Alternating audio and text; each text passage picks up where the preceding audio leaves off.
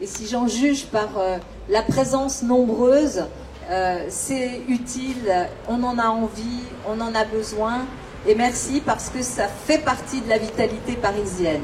Et puis à mes collègues, à cette majorité que j'ai l'honneur d'animer depuis 2014 maintenant, je veux leur dire merci. Et je veux leur dire que le débat auquel on vient d'assister montre à quel point la gauche, quand elle gouverne, transforme, à quel point la gauche, quand elle gouverne, se bat contre ceux qui nous considèrent toujours comme illégitimes, qui ne veulent pas que nous puissions être dans cette capacité de transformation, parce qu'évidemment, les intérêts puissants, intérêts économiques, intérêts que l'on retrouve notamment dans la façon dont les médias, dont les réseaux sociaux aussi propagent ou ne propagent pas l'information sur nos vies réelles, nos engagements, d'ailleurs souvent sans respecter du tout la vérité de ce que nous portons,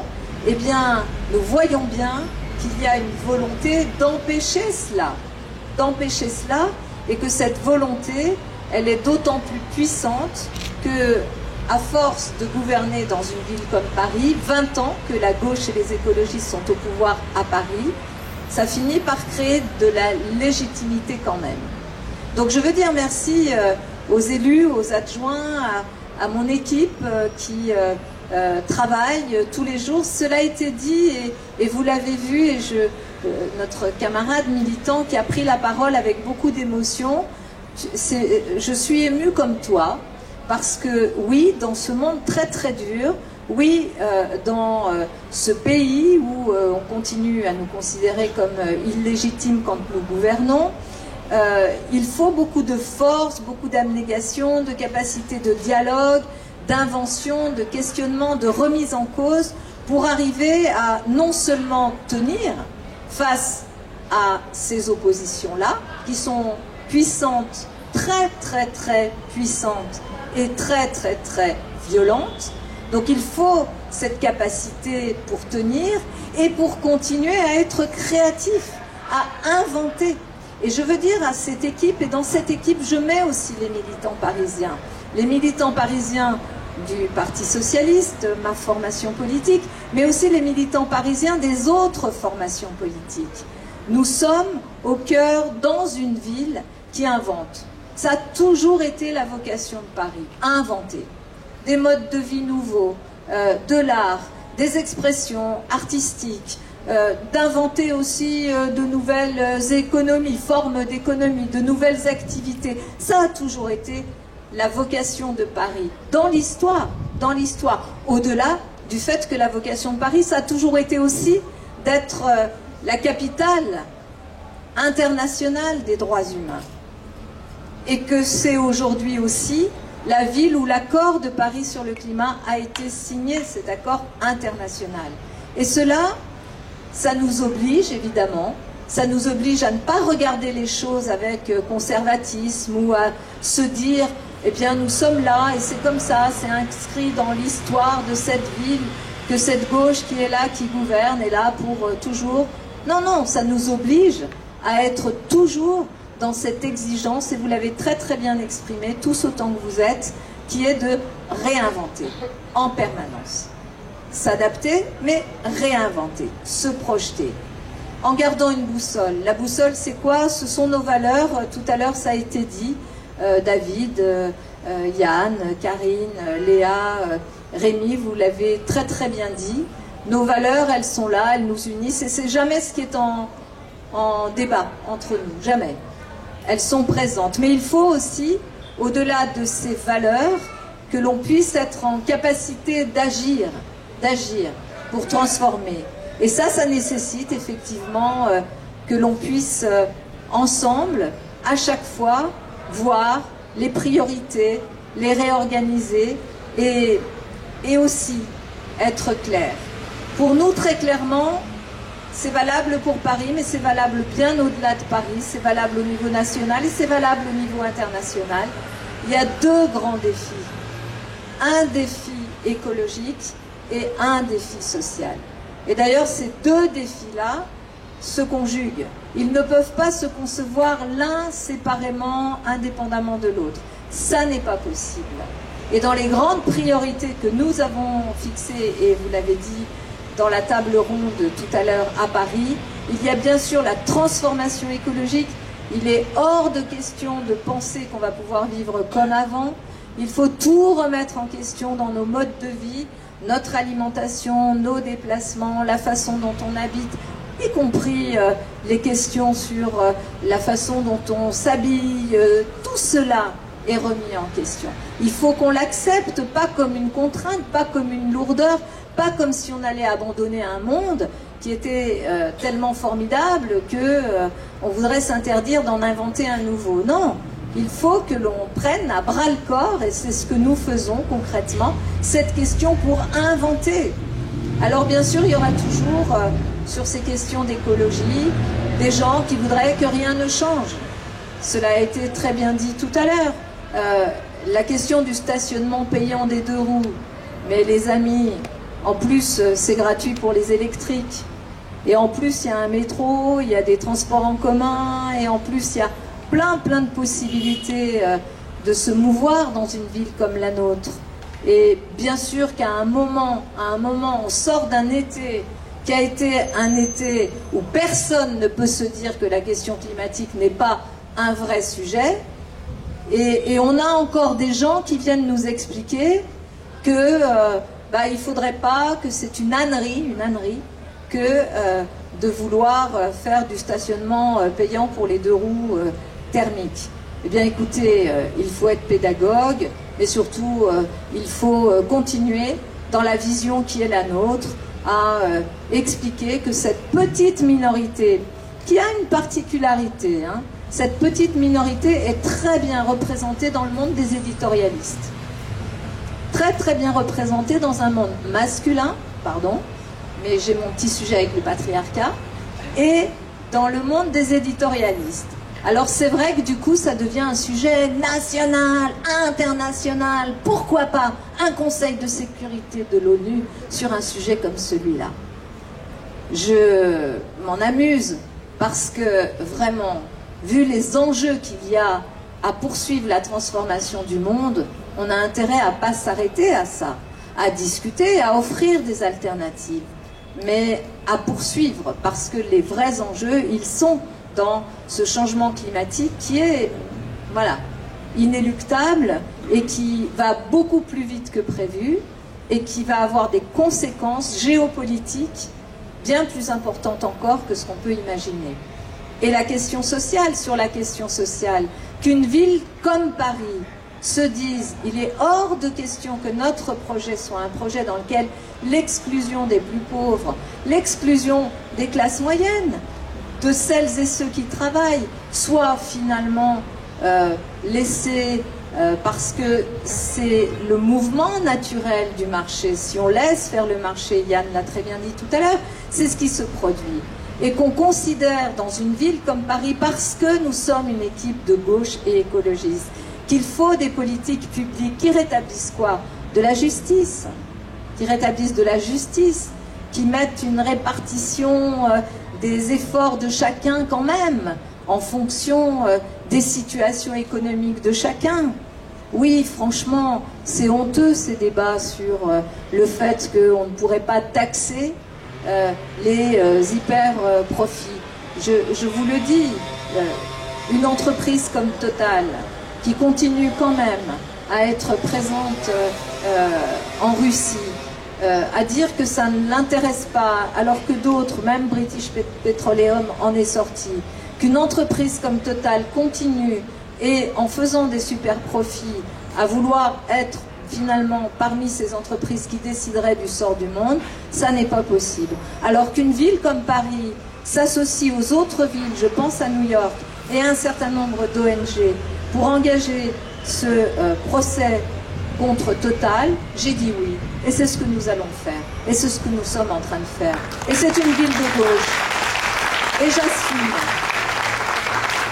Alors bien sûr, ça ne nous vaut pas que des amis, et notamment ça nous vaut des ennemis assez puissants, des adversaires, qui parlent beaucoup et qui ont beaucoup de moyens pour lutter contre ce qu'ils détestent par-dessus tout, c'est la gauche, cette gauche qui transforme et qui a cette capacité à transformer, à être crédible et finalement à montrer qu'un autre chemin est possible, qu'une autre voie est possible que cet ultralibéralisme.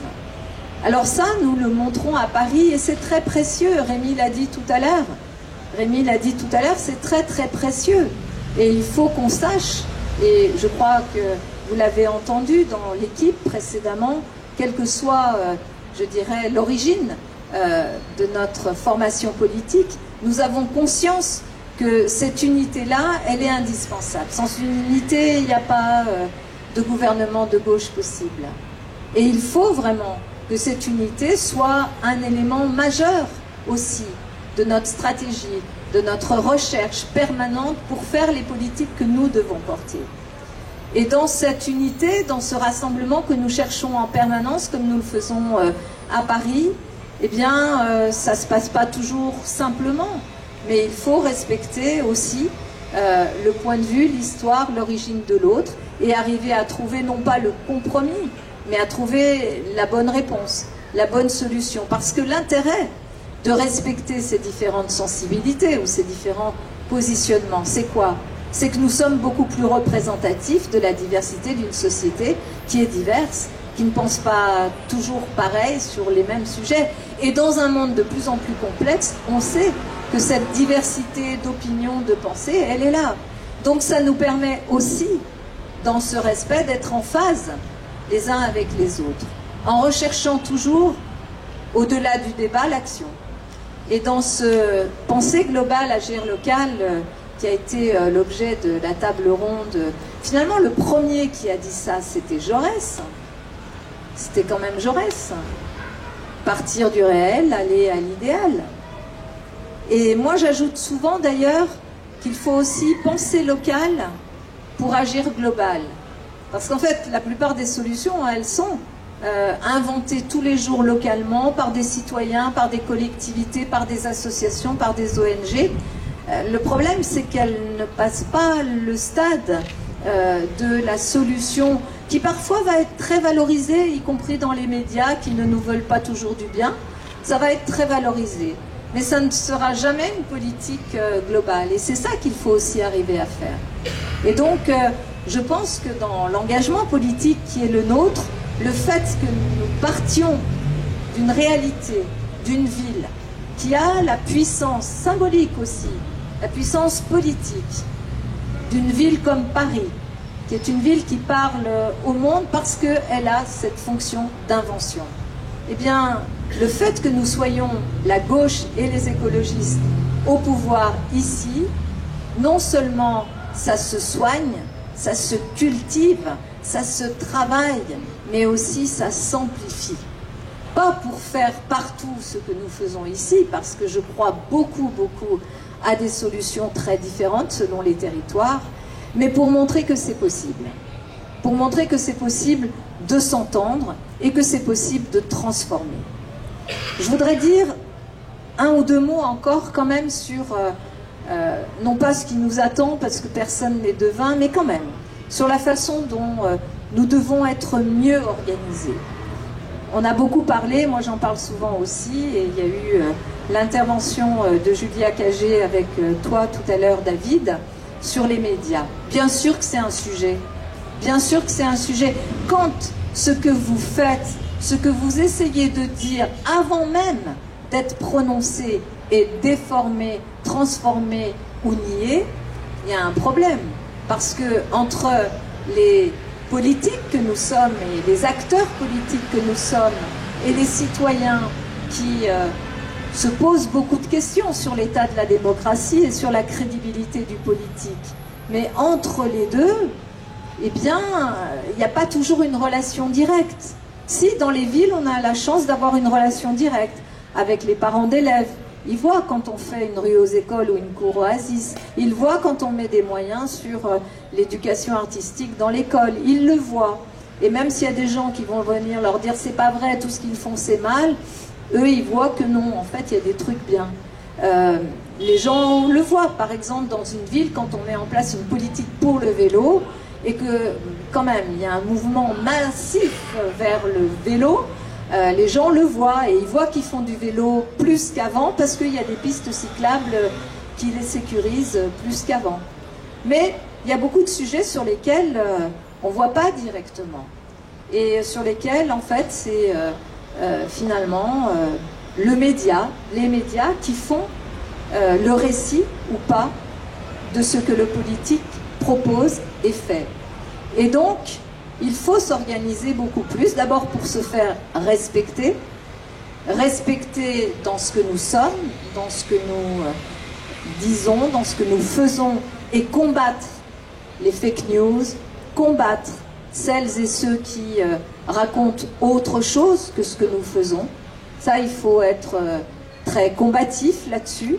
Et puis, il faut s'organiser aussi, beaucoup plus, moins naïvement, notamment par rapport aux réseaux sociaux, pour que l'information sur ce que nous faisons, sur ce que nous disons, qui souvent d'ailleurs est une information positive, qui ne part pas de la haine, ou qui ne parle pas de la volonté de détruire quelqu'un qui penserait différemment, eh bien, cette information-là, elle a moins de chances d'être diffusée qu'une information qui part de la haine et qui part de quelque chose de négatif. Et ça se fait de façon professionnelle, organisée. Il va falloir qu'on y travaille et on va y travailler. Je l'ai souvent dit, il y a des réflexions qui existent déjà. Il y a déjà des gens qui ont décrit comment un certain nombre de mouvements populistes ont réussi à envahir l'espace public, l'espace politique, pour justement démolir, détruire de plus en plus les propositions démocratiques, les dénaturer. Donc il va falloir qu'on s'organise. Et puis je voudrais vous dire aussi que moi j'ai confiance dans ce que nous sommes. Alors c'est sûr, là on est à la fédération parisienne du Parti Socialiste, et que le Parti Socialiste ne sera plus ce qu'il était, ne sera pas comme avant. Mais il y a toujours un avenir et une histoire pour des mouvements, des organisations. Parce que c'est une organisation humaniste, c'est une organisation républicaine, c'est une organisation qui, sur l'international, ne considère pas que finalement on mettrait sur un même plateau de la balance les agresseurs et les agressés. Je veux le dire devant Édouard Mayer, qui est là, qui nous parlera tout à l'heure de l'Ukraine.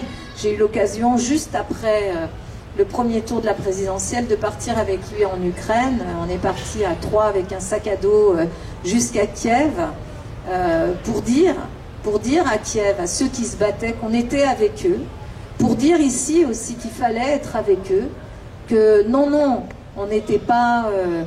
il ne fallait pas être dans une espèce de neutralité bienveillante, parce que être pacifiste, ça voudrait dire être dans la neutralité et donc laisser faire. Non. Je pense qu'être pacifiste, c'est aussi aider ceux qui sont agressés face à l'agresseur et dire qu'on est avec eux.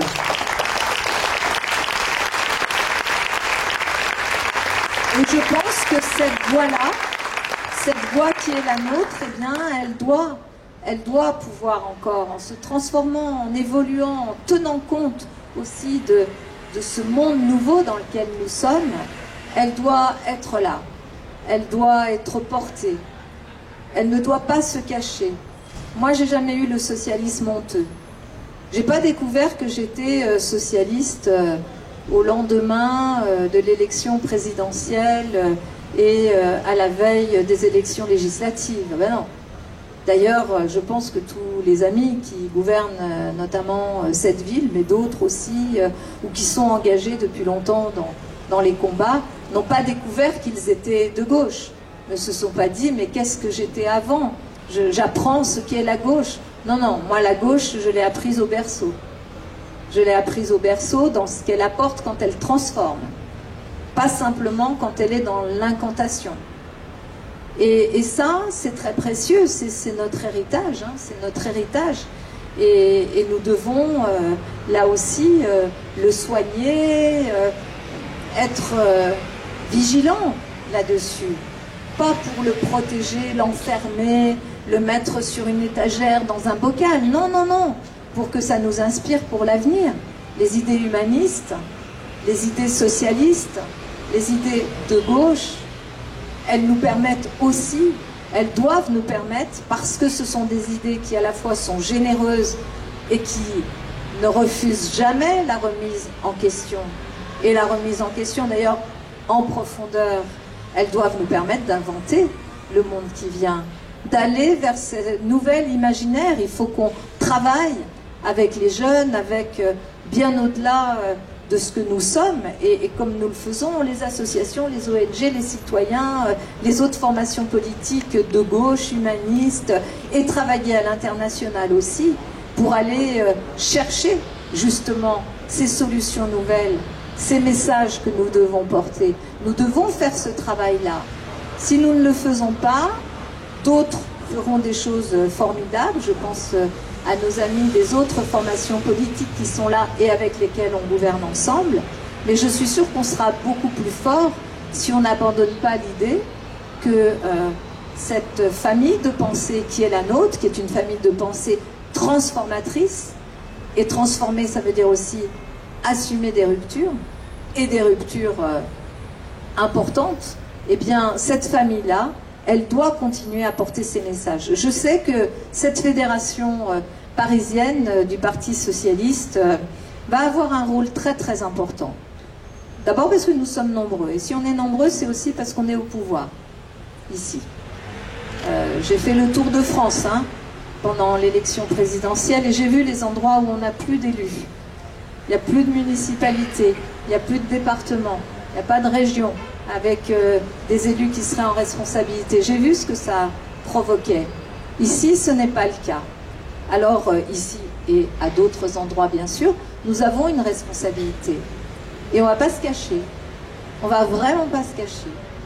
Avec fierté, avec ouverture, avec générosité, avec intelligence et intelligence de cœur, on va pouvoir refonder. On va pouvoir refonder des choses, une pensée, des actions. On va pouvoir partir de ce que nous faisons localement, de toute cette énergie qui existe, pour faire différemment, sans se cacher. Et puis je finis, comme j'ai fini lors du pot de la Fédé à Blois, je le redis, je suis féministe. Et là, ça suffit. Ça suffit. Ça suffit, ces petits arrangements avec nos consciences qui font que on est là à revendiquer parfois la fin du patriarcat, et quand on en voit un, plus il est patriarche, plus il est dans son... Voilà, plus on va se dire, ah ben oui, d'accord, non, mais pas lui. Non, non, non, stop. Les femmes, je leur dis, il faut qu'elles prennent vraiment, vraiment aussi leur destin en main. Qu'elles arrêtent de considérer que parce qu'à un moment donné, un homme qui va parler fort, bien d'ailleurs, ou pas, parce que parfois ils ne savent pas parler non plus, va pouvoir nous représenter et qu'il va falloir se laisser impressionner par ça. Je suis féministe et féministe jusqu'au bout. C'est-à-dire que je rêve, oui, que les femmes aussi prennent non seulement la parole, les choses en main, et cessent de se sentir représentées par quelque chose qui n'est que la reproduction du patriarcat et sa prolongation. Parce que je pense qu'on a quelque chose à apporter, pas contre les hommes, mais avec eux. Et on n'est pas crédible, les femmes, quand on se dit féministe et qu'on est prêt, finalement, à céder aux plus grands patriarques, y compris quand ils sont de gauche. Ça, c'est un sujet que nous allons porter ensemble. En tous les cas, comptez sur moi, mais je sais que je peux compter sur vous, messieurs et mesdames. Merci.